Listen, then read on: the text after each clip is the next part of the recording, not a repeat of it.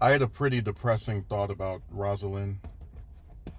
So, with her, you had this person who was very committed to the idea of mental health awareness and, fighting the stigmas of, these different conditions that people have, which are either, caused by environment or, possibly something they're born with. And I was thinking about this, again, just kind of in like an abstract sense. I don't want to say she was fighting a losing battle, but it's almost a fight that you can never win, like a fight she could never win, in the sense of people having these general dispositions towards individuals who have disorders, or perceived to, like, if I say, oh, I have depression, and I go about functioning like a normal person, doing this channel, making my Rosalynn drawings and the various other, just stuff I do either in leisure or just for fun.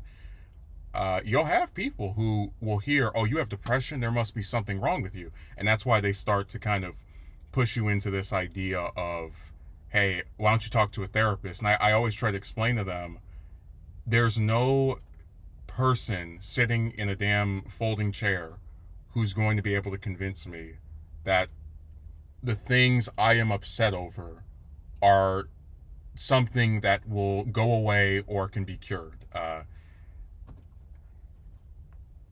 I talked about like the difficulty of just, having people that you cared about die back to back to back, and how that's something that I don't think there is any way to get over that.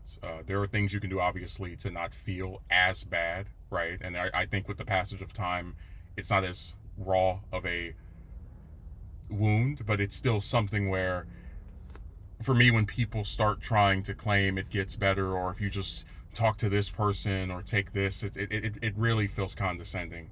And that's why with her, I really liked her approach, because she was one of these people where they don't necessarily tell you, oh, this is, something that is wrong. It's just, hey, this, it is what it is. Let's try to deal with it. Just it's a more a less hands-on approach, I guess I could say. It's less imposing your perspective of what you think a person should be or should do, and more just trying to address each person individually.